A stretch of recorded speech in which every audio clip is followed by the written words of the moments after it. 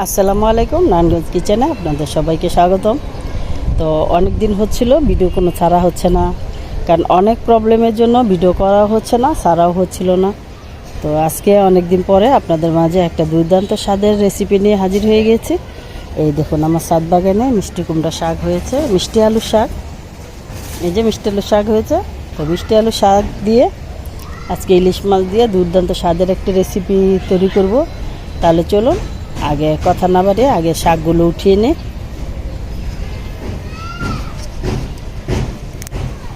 বিসমিল্লাহির রহমানির রহিম।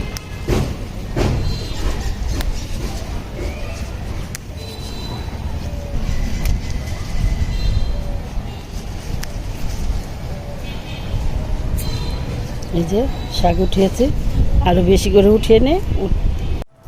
ছাদের থেকে যে মিষ্টি আলু শাকগুলো এনেছি আমি কেটে ধুয়ে পরিষ্কার করে নিয়েছি, সাথে একটা আলুও কেটে নিয়েছি।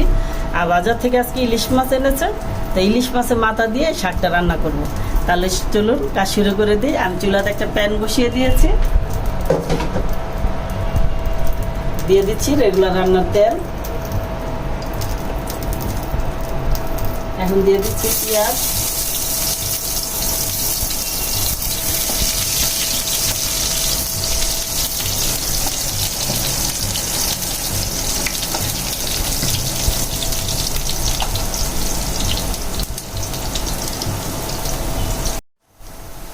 আমার পেঁয়াজগুলো ভাজা হয়ে গিয়েছে। আর দিয়ে দিচ্ছি লবণ, পানি দিয়ে দিই যাতে পেঁয়াজটা না পুড়ে যায়।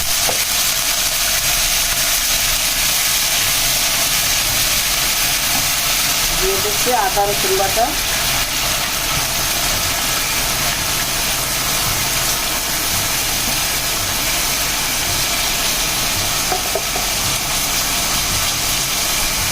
দিয়ে দেবো পরিমাণ মতো হলুদের গুঁড়া,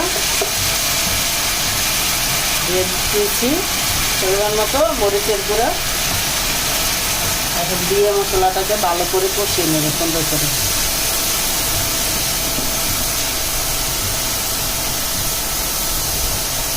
একটু পানি দিয়ে দিচ্ছি, পানি দিয়ে মশলাটাকে সুন্দর করে কষিয়ে নেবো আগে। মশলাটা সুন্দর করে কষানো হয়ে গিয়েছে, মশলা থেকে তেল ছেড়ে দিয়েছে। এখন দিয়ে দিচ্ছি ইলিশ মাছের মাথা,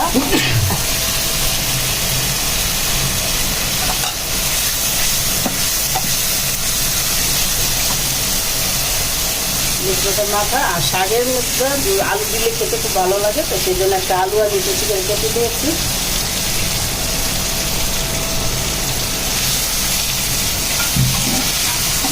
আলুটা আর মাছের মাথাগুলোকে আগে সুন্দর করে কষিয়ে নেব।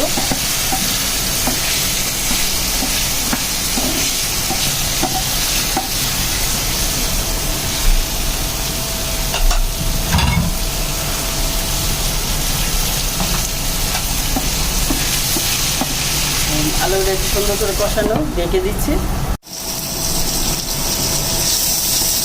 যে আমার আলু আর মাছের মাথা সুন্দর করে কষানো হয়ে গিয়েছে, এখন দিয়ে দিব শাকগুলো। তো ইলিশটা দিয়ে একটু পোড়া লেগে যাচ্ছে, একটু পানি দিয়ে দিই।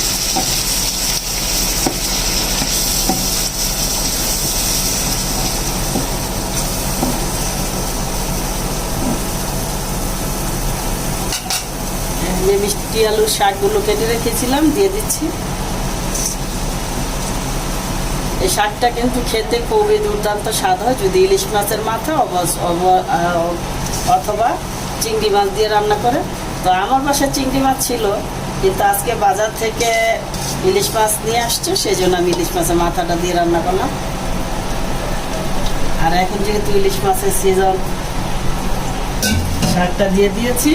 এখন একটু ডেকে দিই।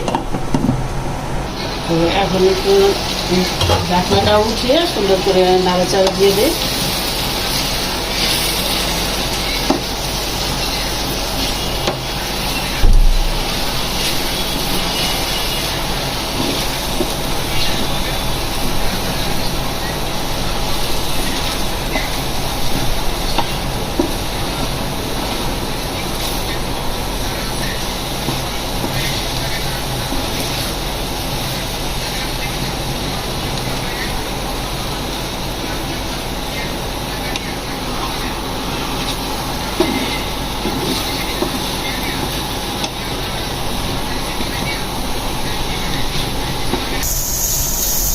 দেখুন কি সুন্দর হয়ে একদম শাকগুলো আর আলুগুলো একদম হালকা হালকা গলেছে। শাকটা কত সুন্দর হয়েছে, একদম পানি নেই, শুকিয়ে গিয়েছে। তো হয়ে গেল আমার শাক, এখন নামিয়ে নিব। মাছের মাথা দিয়ে শাক রান্না তো আমার হয়ে গেল। তো এখন যে মাছের পিসগুলো রয়েছে, পিসগুলোকে আমি লবণ হলুদ দিয়ে মেখে নিয়েছি। কড়াইতে তেল বসিয়ে দিয়েছে, আর কচুর ছড়ি দিয়ে কচুর ছড়িটা ধুয়ে কেটে ভাপ দিয়ে নিয়েছি। এখন কচুর ছড়ি দিয়ে ইলিশ মাছ দিয়ে রান্না করব। তো আমি প্যানের মধ্যে তেল দিয়েছি, তেল গরম হয়ে গিয়েছে, লবণ দিয়ে দিচ্ছি। গরম তেলে যদি একটু লবণ টিকা দিয়ে মাছ ভাজা হয় তাহলে আর মাছটা লেগে যায় না অনেকদিন। এখন মাছগুলোকে সুন্দর করে ভেজে নিব।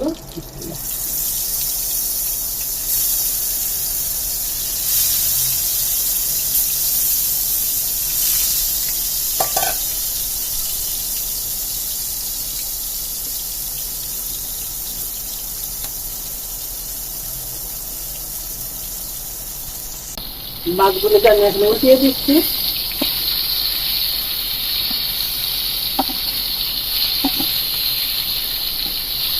মাছ ভাজা হয়ে গেছে, এখন নামিয়ে নেব।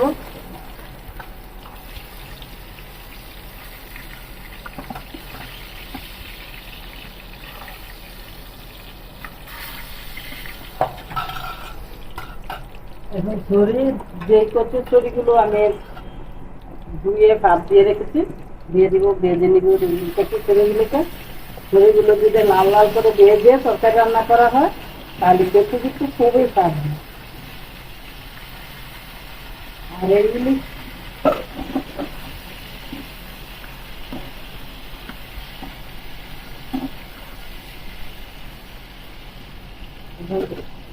তরিগুলোকে লাল লাল করে ভেজে নিব।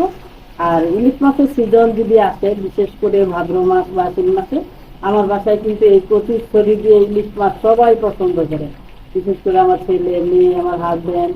তো এই জন্য আমার বাসায় তো প্রায় মানে প্রতি সপ্তাহে এই রেসিপি, এই আইটেমটা থাকে।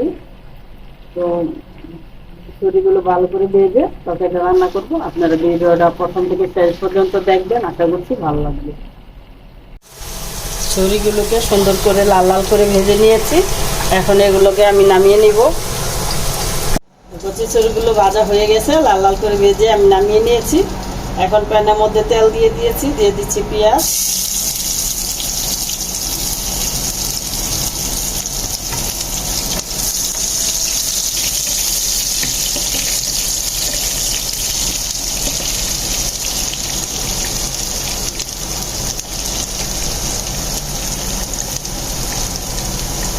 পেঁয়াজটাকে লাল লাল করে ভেজে নিব। তো আমার পেঁয়াজ ভাজা হয়ে গিয়েছে, দিয়ে দিচ্ছি আদা রসুনের পেস্ট, 1 চামচ আদা, 1 চামচ রসুন। মশলাটা কষানোর জন্য একটু পানি দিয়ে দিয়েছি।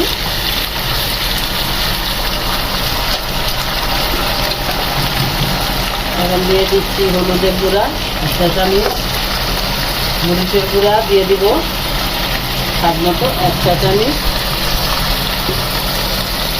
লবণ দিচ্ছি স্বাদ মতো, দিয়ে মশলাটাকে ভালো করে কষিয়ে দেবো।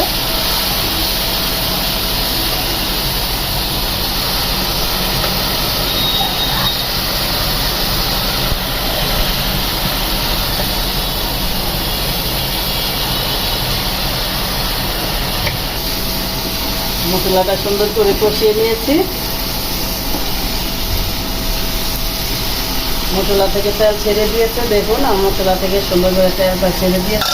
এখন দিয়ে দিচ্ছি কচুর ছড়িগুলো, দিয়ে মশলার সাথে একটু সুন্দর করে কষাবো।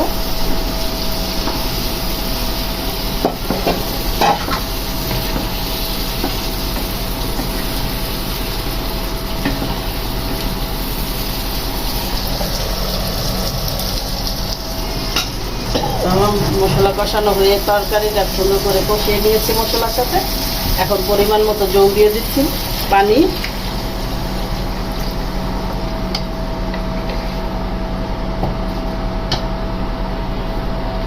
পরিমাণ মতো পানি দিয়ে দিয়েছি, এখন ঢাকনা দিয়ে ঢেকে দিব।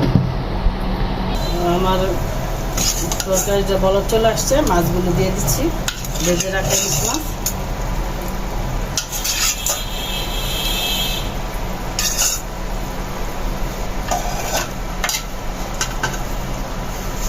দিয়ে দিচ্ছি কুচানো ধনিয়া পাতা, এগুলো আমার ছাদ বাগানের।